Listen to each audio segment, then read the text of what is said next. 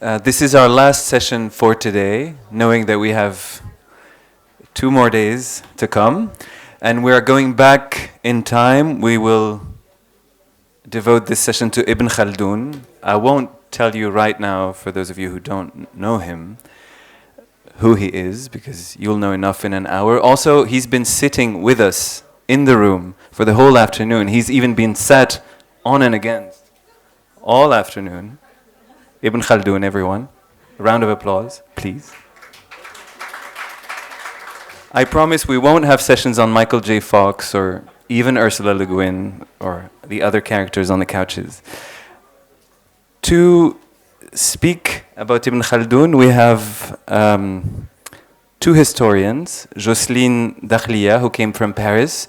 She's a historian at the EHESS in Paris. She writes about medieval Islam, about power in medieval Islam, about the role of Islam in European history. One of her recent books is also a history of the lingua franca, sort of mixed language that traveled in space and in time across the Mediterranean. Very fascinating social, political, and linguistic history. We also have with us Justin Stearns, who lives not too far from here, because he teaches history at NYU Abu Dhabi. And he's interested in the history of Al-Andalus and North Africa, and in particular in the relationships between science and religion in Muslim and also Christian thought. His book on the plague and theories of contagion in the Middle Ages has this very nice title, Infectious Ideas, Contagion in Premodern Islamic and Christian Thought in the Western Mediterranean. And to speak with them about Ibn Khaldun, we have Sengupta, who is a man of many talents, an artist, a writer, a curator, a researcher, a theorist. He's one of the members of the Raqs Media Collective in Delhi. And he had a past life, which is probably also a present life, of reading and studying medieval scholastic texts. The last time I saw him, which was also, I think, the first time I saw him in person, was last November at Tate, London, at a conference organized by Ibraz. And he mentioned Al-Kindi, a 9th-century Islamic philosopher. Now he's moving us to the 14th century with Ibn Khaldun, and I leave the floor to him. Thank you. Thank you, Umar. Great. At least we move forward in time from the 9th to the 14th centuries. Meanwhile, history, meanwhile, elsewhere. This is a man's checking his mobile phone underneath the work of ours at the Dhaka Art Summit, which is called Meanwhile, Elsewhere. A set of clocks suspended over the city's skyline with words framing hours and time. Here you see 2 such pairs. Muqtoj Haram, which means free fall, or it could mean the melting of pearls, takes us back to the first panel of the day. And Bish Onushandhan, the search for poison, which takes us perhaps into a bit of the things that I'm going to talk about with you. Meanwhile, elsewhere, the last time I was here. The last time I was in the Global Art Forum in Dubai in 2010, my colleague Monica Narula and I spent an hour with this place, undertaking a brief foray into the legacy of Ibn Khaldun almost by accident, and particularly his evocation of the mystery of lost and forgotten cities. I always like to say that all cities will one day be lost and forgotten. Iram of the sands, the city of Iram, which was famed in the Arabian Peninsula, was lost, and Ibn Khaldun talks about how to find Iram and was it just a rumor. Someday, Dubai, Delhi, New York will be rumors. People will say there once was a Dubai. 4 years later, here I am again. Ibn Khaldun, meanwhile, is still on his perch in Tunis, with the Muqadimmah still hanging over me, introducing this panel in which Shumon asked me once again to remember Ibn Khaldun. Ibn Khaldun gets remembered all the time because he gets forgotten all the time. I come from Delhi, a dusty, landlocked city in Hindustan, in South Asia, And one of the greatest intellectuals who came from my part of the world, a man called Iqbal Ahmed, had once dreamt of founding a university for the humanities, not far from my city but in another country, which would revive the traditions of free and open thinking that our histories were once home to.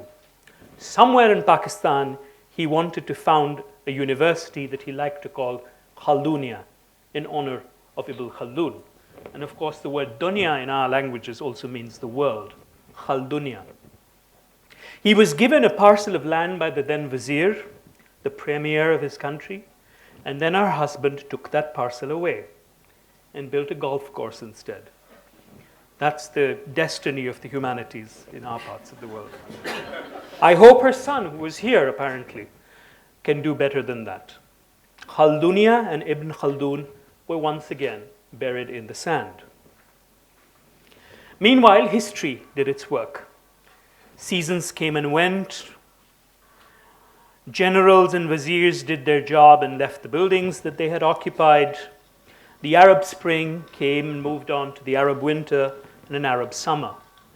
And in 2014, we seem once again to be living in a world that begins to look a lot like 1914. Not a city, but an entire airplane, the engine on which the entire world, especially the contemporary art world moves, has disappeared. Ibn Khaldun, the 14th-century historian, scholar, and jurist whose life straddled the world from southern Spain to North Africa to Cairo, the Hijaz, and Syria, where in Damascus he met the world conqueror of his time, Tamerlane, was a great believer in the discernment of patterns. And people looking for that plane are looking at patterns. They're looking at, things that they think that they're trying to read the sky and the sea for signs. Ibn Khaldun was reading patterns, cycles of rise and fall of dynasties, cultures, and societies. One of the key intellectual innovations wrought by Ibn Khaldun in his discussions of history was the distinction he made between event, which he glosses as khabar, and from which we get our sense of the news of planes, news of wars, news of annexations, news of rises and falls of the stock market, and tradition, which in his rendering is also the word hadith, which we know for other reasons, other contexts. He makes an argument which was revolutionary in its time and which continues to be radical today for ways of thinking about events, the novel, the new, in a manner that lies at a tangent to, without touching the explanatory frameworks of tradition, within as well as without. In other words, sometimes the events of our times require us to think in a term or set of terms which are not easily already available to us. Then, all that we can do is carefully look at the world.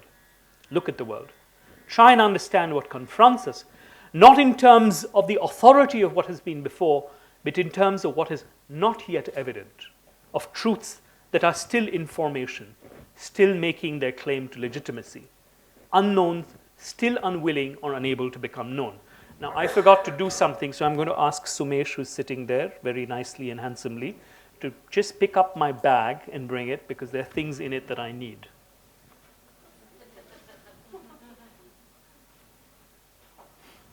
Meanwhile, you can look at an abandoned plane, a plane that is sinking into a desert somewhere very far away.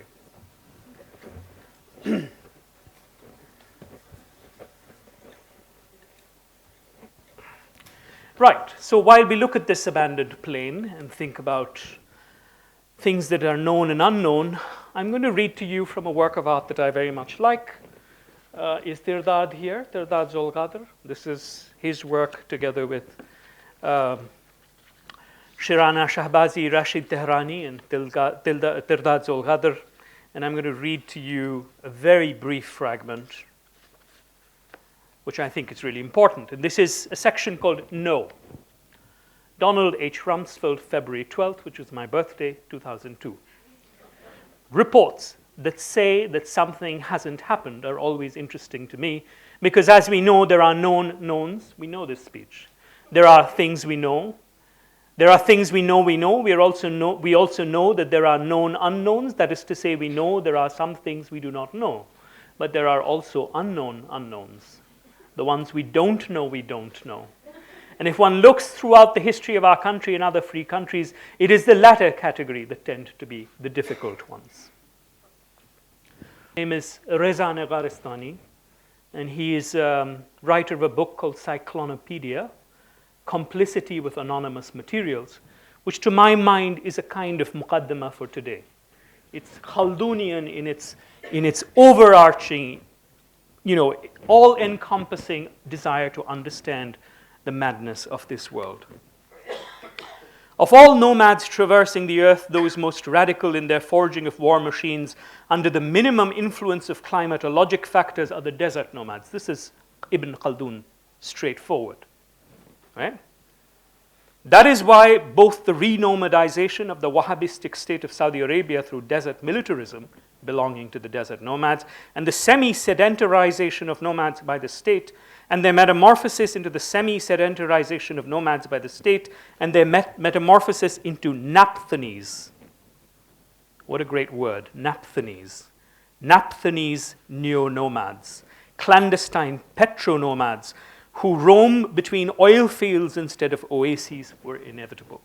Think of the tension in a state like this, in the Emirates, between the migrants, who are the naphthanese neo-nomads who come and build and unbuild, and the sedentary state which tries to plan for the future.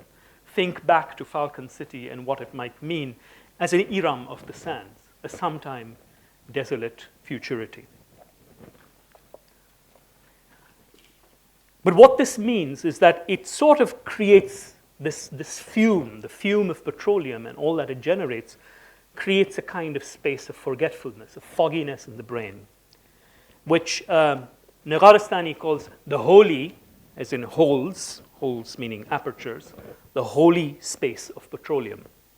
High on energy, low on recall, we barely remember what happened at the last Biennale, and each art fair consigns its predecessor to oblivion. Our obsession with the ephemerality of the present means that we are often neglectful, not just of the past, but also unmindful of the future.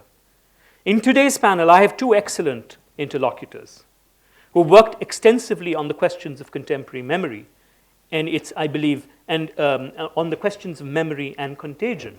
And I find these two very productive and fertile ways to think. One about infections and another about remembering.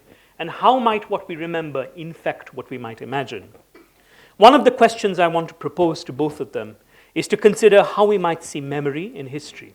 If you were to think of them as contagious agents, how might a memory infect the future?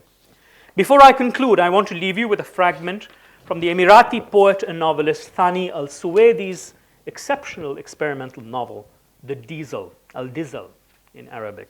I don't know if I'm saying that right, Al-Dizal. It features a gender-bending wedding dancer called the Diesel, who is a kind of oracle of our times, a witness from its context of the region littoral to the Persian Gulf, the Trucial States, the Emirates, to the enormous transformations of our times. And it goes like this.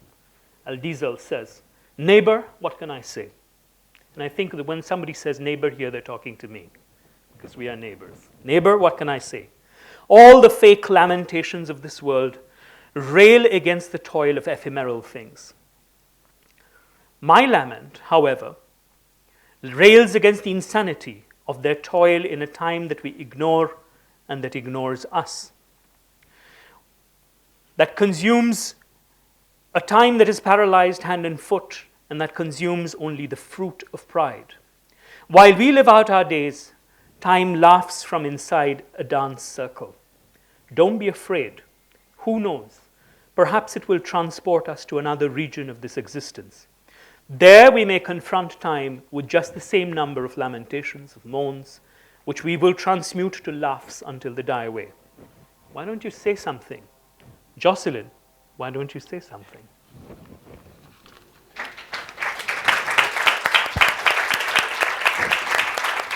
Thank you very much for this invitation, and please forgive my English. So, speaking of memory and amnesia about Ibn Khaldun is clearly a paradox because he's so famous and so celebrated all over the world. But there is such an amnesia surrounding him. And speaking about amnesia and false memory, my first point is that there has been an Orientalist forgery or lie or illusion, fallacy, that the Arabs had forgotten Ibn Khaldun for centuries. With the first translations of his writings into European languages in the middle of the 19th century, there was this idea that the Arabs did not read Ibn Khaldun for centuries until he was, until they had rediscovered him thanks to Western scholars and translators. And this idea of an Arab world ignoring Ibn Khaldun until the 19th century was very common, very consensual, even among Arab academics, even during the decolonization years in the 50s, in the 60s, the 70s. We know today that this is a typically false memory, and that, on the contrary, there was a continuous interest for Ibn Khaldun's writings in the Maghreb, in the Arab world, in the Ottoman world. We know that for instance, Ottoman historiographers tried to write history according to his pattern, and he was commonly quoted. But for years, we agreed with an idea of Islamic decadence, including a lack of interest for Ibn Khaldun. My second point on memory is that there has been a deep misunderstanding about Ibn Khaldun and his theory of history. He was an exceptional thinker, no doubt about it. And as he was not modest, he has explained himself to his reader why he was such a genius. He says that he is rational while the others believe in legends and so on. But in the Muqadimmah, he compares himself to his predecessors, especially Turtushi, al-Mas'udi, Ibn al-Muqaffa, and he recognizes himself to be on common ground of political wisdom. He pays tribute to them. He's like his peers at the heart of an Islamic wisdom of the art of governing and of political literature. But then, in a second movement, he reproaches his predecessors with having expounded this shared political thought in an encyclopedical way rather than critically. According to him, they failed to connect it, as he himself proposed to do, to a power dynamic, to a cycle of dynasties. It is here that figures his well-known conception of the Asabiyya as a driving force of Islamic political thinking. But if we try to be aware of this and be aware of the 20th century historiography, we realize that Ibn Khaldun has been mainly and wrongly understood as a thinker of decline. And not only decline as a cycle, as he put it, his historical pattern was taken as a metaphor or explanation for a global Arab or Islamic decadence in world history. That's why during the reformist era or during the nationalist era in the early 20th and the whole 20th century, there was such a strong consensus about the Muqadimmah all around the world. Would I say contagion? Anyway, there was a consensus among the Orientalists, among the Arabs themselves, among the Arab lovers, among the Arab haters. We had a wonderful, powerful model supposedly explaining a global decline, an Islamic decline, while speaking the language, the modernist language of rationality. And of course, this was not Ibn Khaldun's purpose. His main purpose was Umran, foundation. But we did as if he had anticipated a kind of collapse of history. Especially in the 70s, 1970s, reading him from a modernist and developmentist point of view, his readers, and they were quite a lot at the time, they understood the very concept of Asabiyya as a root of retardation, an explanation for decline, ignoring its foundational power in Ibn Khaldun's thought. So the Muqadimmah was very popular during these decolonization years and after, in the 60s, 70s, but this went with the whole vision of Islamic history based on decline, based on the idea of an Arab decadence since the Middle Ages. On this point, you can speak of a kind of contagion process because the nationalist, modernist logic was very close to the Orientalist quest for modernity. And this induced a process, a whole process of amnesia. But today, as a historian, I can assure you that this very idea of decline is being put apart, not by any historian, but by a growing trend of historians. And we have to draw a very different interpretation of Islamic history, thus leading way to a new memory of Ibn Khaldun. Because the generation pattern, the retardation model, meant collective amnesia, we have to draw such a new history. In particular, we have to be very careful about Ibn Khaldun's exception.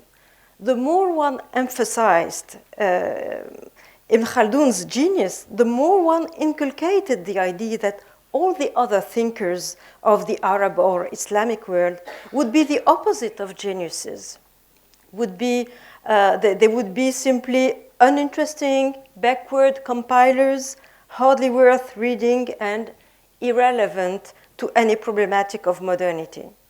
My last point is that such a vision of a declining Arab culture, with the exception of Ibn Khaldun, met a broken relationship to time and history, a kind of vacuum history.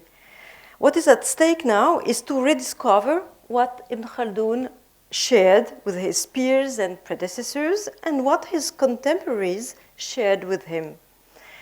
We are already aware that some of the most famous Khaldunian ideas, like the idea of an initial purity and power of the Bedouin tribes in political competition, or the moral strongness of the Bedouins, these were very common ideas at the time. But today, the main issue seems to me to restore a more continuous vision of time and history, and thus to pay attention to the culture Ibn Khaldun shared with his world, pay attention to their political language, including concepts of justice, social harmony, concepts that he recognized in common with his peers, with his contemporaries.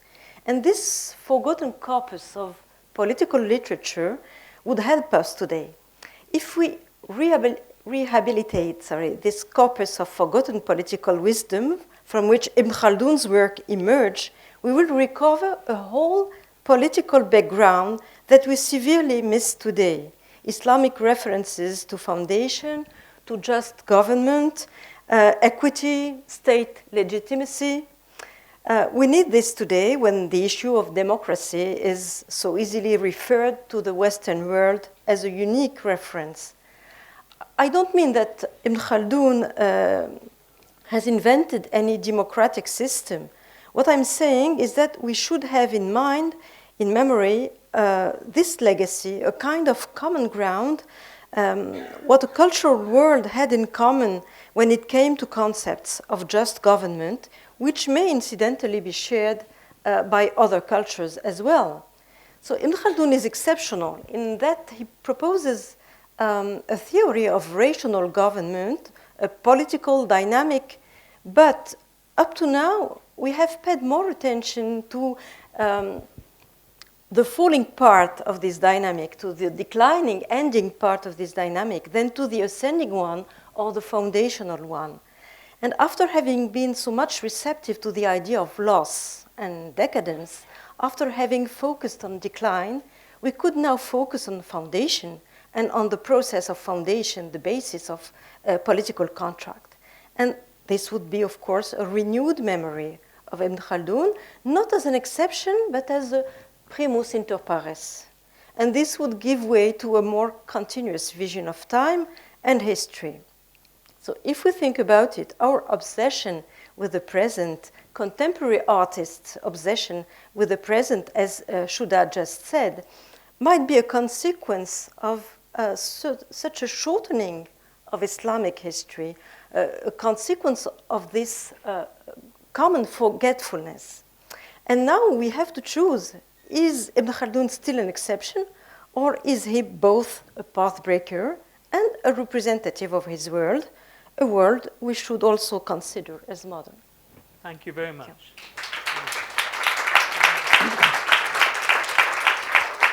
To take those foundations further, to dig deeper, I now invite Justin Stearns. Well, thank you very much. I think I only have footnotes. I have footnotes to offer to what has been said. I have nothing more to add in many ways, but perhaps to build on what you have just said, Jocelyne. When we look at Islamic history, we often focus on single people and we make them tell stories for the whole civilization, for all of Islamic history. And Ibn Khaldun is no better example than this, to take someone who, to hold him up as a rational thinker and to say that here we have a founder of sociology, a founder of a science of government, a way to think about the past rationally, a rational person in general. And if you continue this line and you think about how Ibn Khaldun is represented, you'll hear the word rational and you'll hear the word modern a great deal. And as Jocelyne's pointed out, then we take him out of his time. We take him from where he was and we make him one of us. And then we ignore the rest. He is exceptional. And I think we could do this quite well with other figures. I think here of Averroes as first and foremost. But we could also tell a story about Al-Ghazali, which would be usually is a sad story. It usually involves the end of rational thought and everything gets blamed on him. We could also tell an interesting story regarding Ibn Taymiyyah, the great Hanbali thinker, who in his own time was an eccentric iconoclast, and today gets blamed for the Wahhabi movement in Saudi Arabia and bin Laden, among other things. And so I would like us to move past this idea of hanging and of giving Ibn Khaldun too much credit. It is perhaps ironic that we come here to praise, or not to praise Ibn Khaldun, but to cut him down to size in order to understand him better. So why? What is the impetus then to remember Ibn Khaldun? What is the impetus to place him here? And is it an attempt, one of many, I would argue, in the contemporary Arab world, of trying to find the modern inside the self and to say, we've been here all along, we were here before you were ever here? If so, it seems to be one which is destined for tragedy. Destined to not want to accept the self, but to always find the other instead. And so it's good to go back and to remember who he was, that he was a 14th century scholar born in Tunis who wandered through the Mediterranean to Morocco, to Al-Andalus, across into Christian Iberia, to the court of Pedro the Cruel, and then later east to Cairo and the Levant, where he met Tamerlane and so forth. And he was a man of his time who was as we have heard, rather full of himself, perhaps rather self-confident, a political intriguer in many ways, a rival to his older contemporary Ibn al-Khatib, a man who experienced massive trauma, who lost his family at sea, who lost his wife and children, who remarried later in life in Cairo, if we can believe the Moroccan novelist bin Salim Himish, who writes about him in The Polymath. So why is he so famous? Why this man? Why was he drawn out? Well, because he gives us an understanding of history in a systematic fashion. He moves beyond the chronicles. He announces principles which we can base ourselves on. As some historians have argued, among them Aziz al-Asmeh, perhaps Ibn Khaldun tells us something about his time, but perhaps he was formed by his time, that his theory comes from having watched what he did, which was a series of dynasties in North Africa, Berber dynasties, the Almoravids and the Almohads, each one of which, how conveniently, only last for about 3 generations, which is exactly how Ibn Khaldun thought dynasties should last, right? I mean, you start off in the desert, you start off with the purity of your Bedouin solidarity, of your Asabiyya.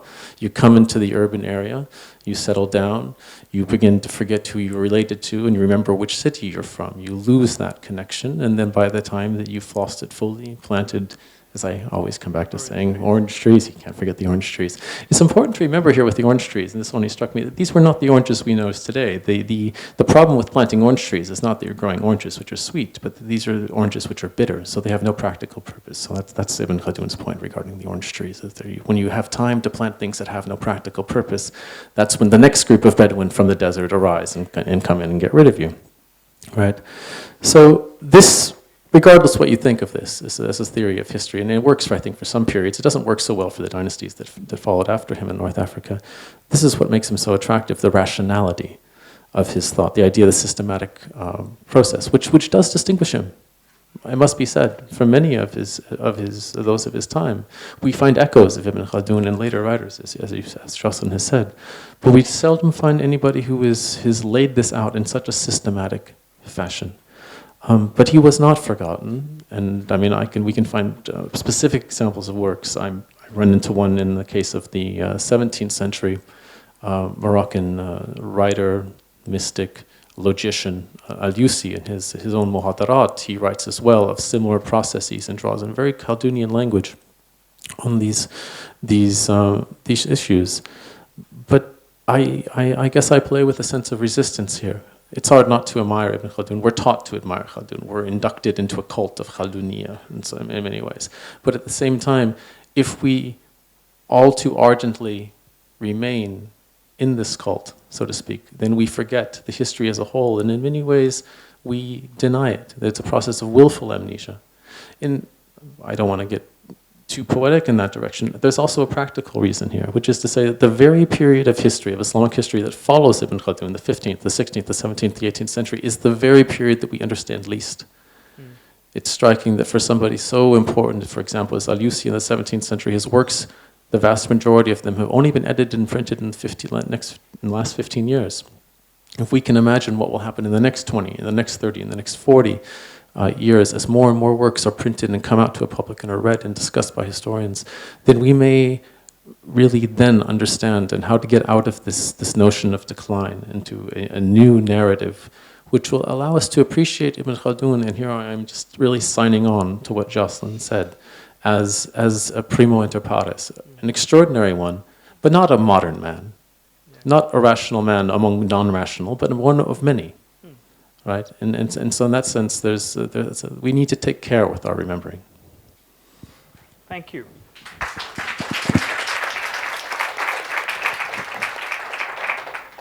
So in the spirit of taking care with our remembering, I'm going to turn this conversation over to the rest of you.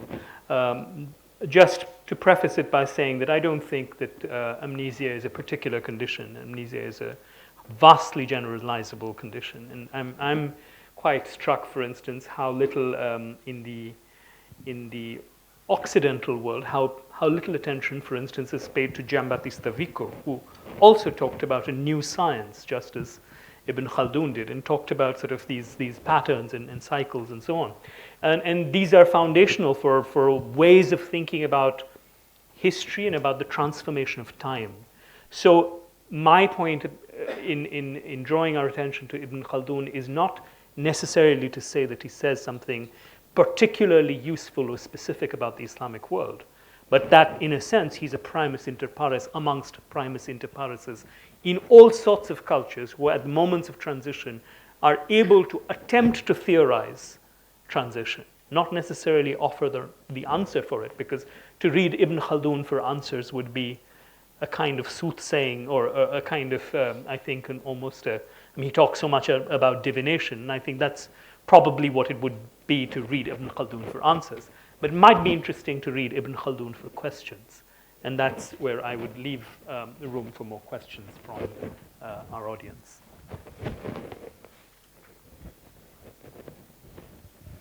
Come on, you guys got to play your part. This is how this works. We do the talking, and you ask the questions.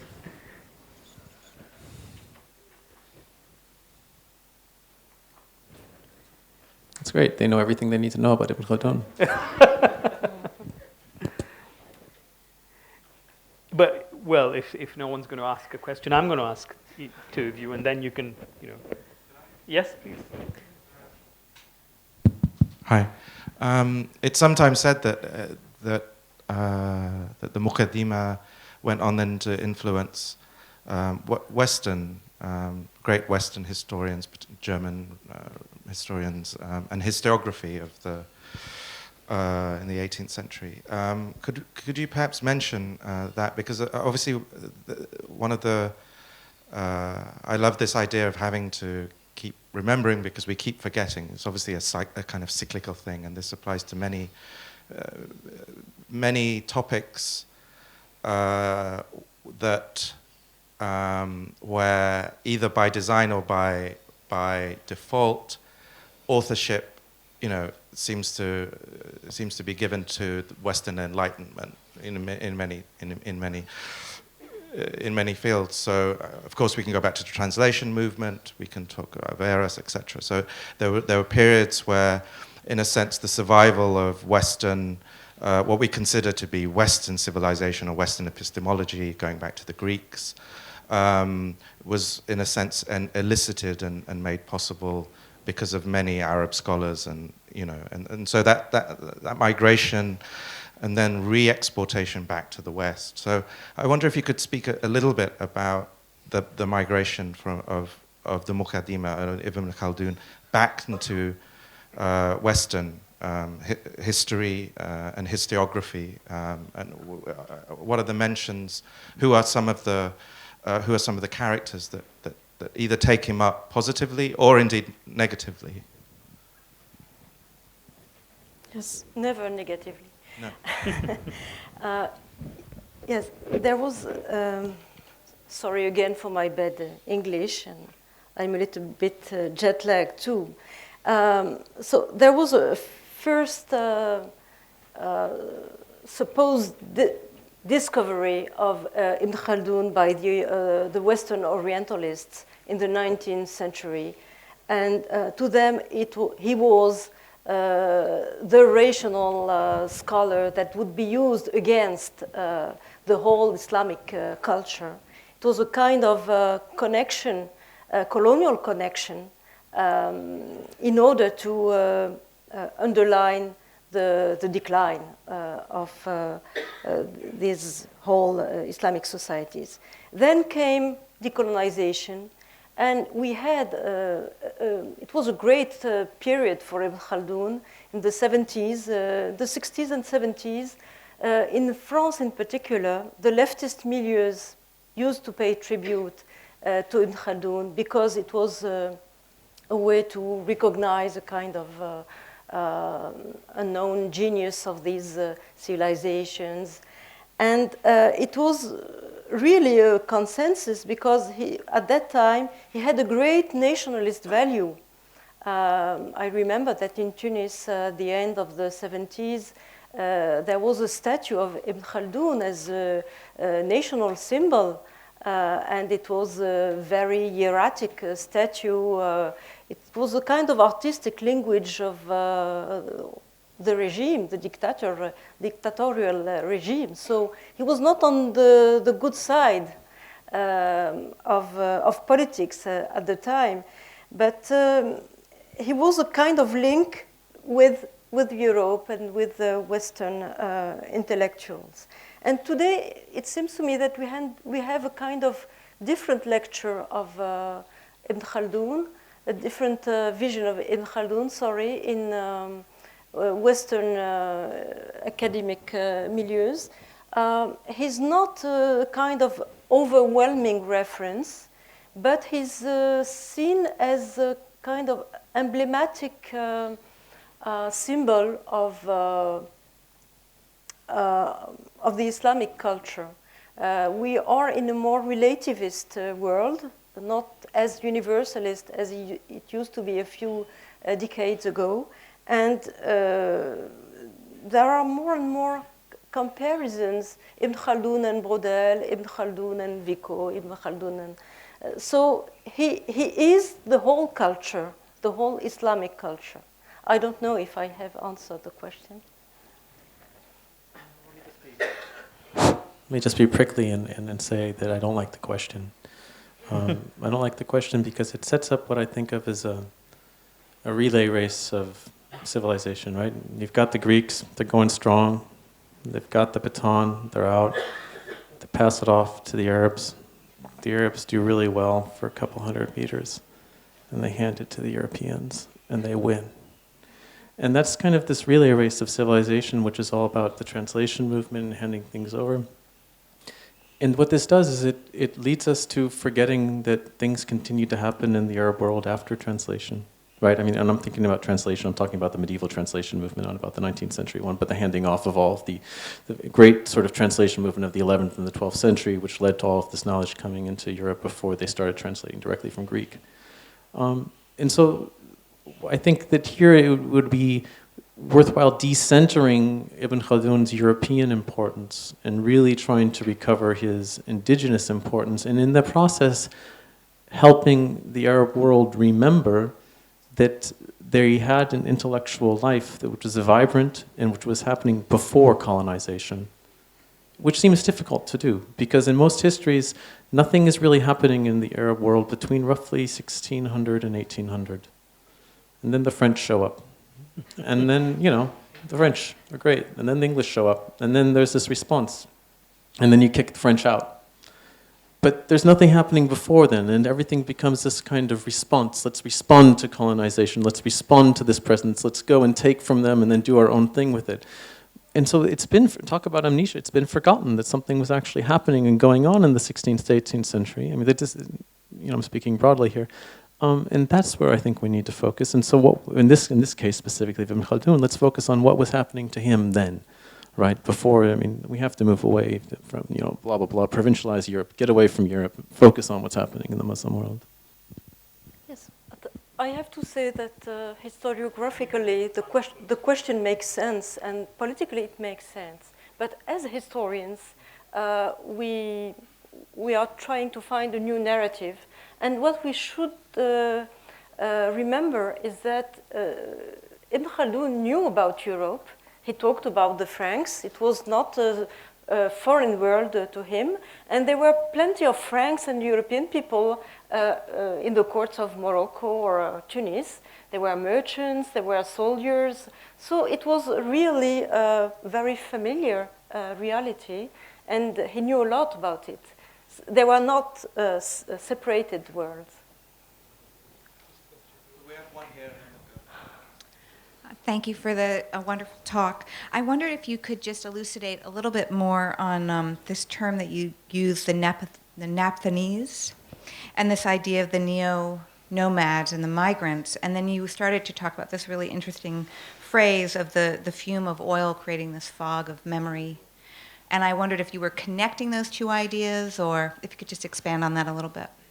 Well, naphtha is a byproduct of petroleum, and it's one of the, it's like what you, naphthalene, for instance, which you put in clothes to make sure that they don't get eaten up, for instance. These are, we live actually, I mean, I'm increasingly fascinated by the idea that we live in a world which is full of, which is in fact populated by byproducts of petroleum. I mean, you can't have plastic without petroleum industries. The profusion of color, for instance, that transforms our interior spaces. The fact that you have paints which are not inflammable and can be used by non-specialist people. Polymers of all kinds are byproducts of petroleum. And there is a petroleum universe, and this petroleum universe is a particularly interesting one because it's predicated on the expenditure of what took a few million years to form. Because all petroleum, all hydrocarbons are the result of the fossils of microorganisms that lived, that were actually life forms. So when we dig for oil, we're looking at the ghosts of prehistoric times in a way. And the Naphthanese nomads are, it's not my term, it's a term that Reza Negarestani uses. And his is a particularly hallucinogenic take on history. And I am inclined to thinking about Ibn Khaldun not as the rationalist, but as a theorist of dreams, as a theorist of the imagination. He spends a lot of time talking about dreams. And Reza Negarestani is a political dreamer. And I'm interested here in the tensions between what would not necessarily be recognized as asabiya here. Because there is an asabiya, let's say, of the migrant populations who actually build this place. It was fascinating listening to an earlier panel where we were talking about how these buildings and how Dubai got built. Well, it got built because there were lots of people who came from many different parts of the world to build these buildings. And those were also Naphthanese nomads in a sense, because they have no stability. And I think the future of this part of the world will see a kind of interesting dynamic between the claims that the new Naphthanese nomads, who are kind of 21st century Bedouins, if you like, will make on being able to be here. And there are reflections of that already. I mean, look at all the art in Art Dubai. It comes from the places where the Naphthanese nomads come from. A lot of it, not all of it, but a lot of it comes from there. So there are claims being made on the cultural vocabularies that are the vocabularies of the imagination that are here. These claims are not settled. They will not be settled without some amounts of tension and conflict. But these inevitably will be claims made on the futures of what will be the state of law. We know that Aristotle was an outsider in Athens. He was a metic. He came from the wild barbarian north to the settled, civilized city of Athens. Someday there will be philosophers and writers and artists in Dubai who come from other places, and they will theorize this place. Some of them are already here. Thank you. We have time for 2 questions. So one over there, and then we'll come back here. Hi. Can you hear me? Okay. My question to the committee: how is in Islamic culture and the religion sense of a freedom, of artistic freedom, because there's a lot of the taboo subject that you cannot tackle, and especially for female artists, there's no enough support, and you don't see female artists who are, in your opinion, is it Islam and is the religion and the culture is ready for 21st century to actually break the barrier and push, despite a certain subject that are taboo to discuss about?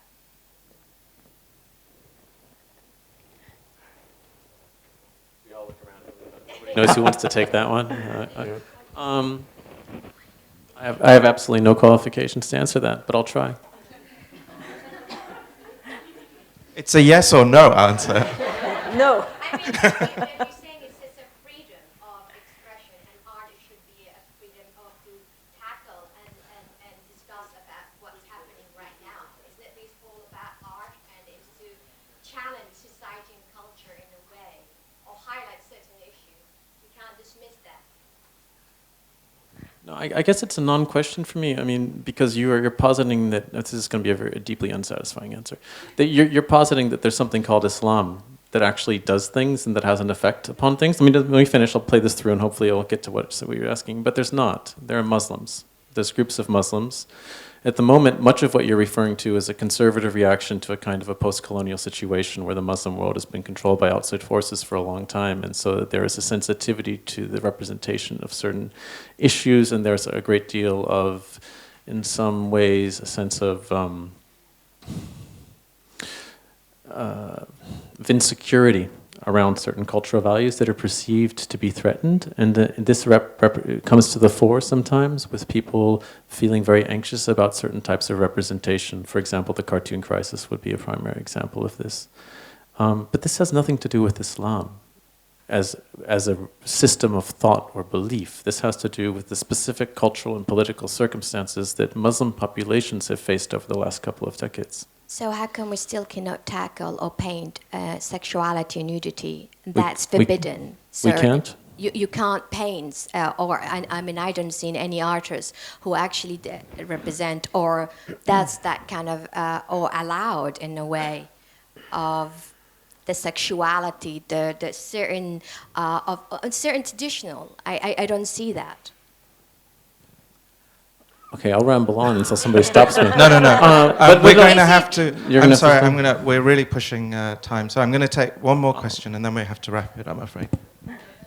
My question actually addresses this lack of indigenous study or acknowledgement of epistemologies and philosophical developments in the Islamic Arab world that the last scholar stated was missing, with a over-focus, I think, with the 1400s. I'd like to know if you could fill us in on some of the critical, most salient developments that you think that we should know or it should be more to the forefront between the 1600s and the 1800s is what we're talking about. And it's the young gentleman there in the blue shirt. I'm sorry, I don't know your name, but he's the one who brought it up. And I kind of agree with you. I'd like to know more about that. Okay. For reasons of time, I'll be very brief. But two of the most important historiographical shifts that we've seen, first of all, is that scholars now believe that logic, the study of logic, was vibrant and flourishing during the 16th to 18th hundreds, that there was large numbers of Muslim scholars moving back and forth between the Maghreb and the Mashriq who were studying logic, who were talking about this.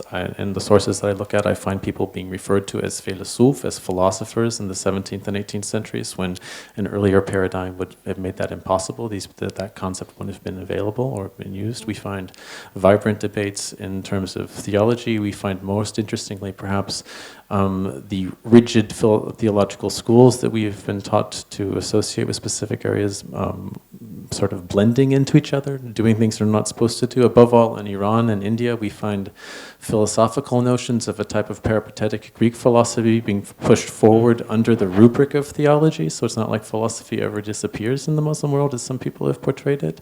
These are some of the basic trends that I'm pointing. I mean, we're moving towards a gradual revision of the intellectual history of the Muslim world during this time, but what we're not going to find, and I hope we stop trying to find, is a Muslim enlightenment, is a Muslim mirroring of European history. And instead, we're going to have to be content and learn to appreciate an indigenous development that does not play out according to a rubric that's set up by European history.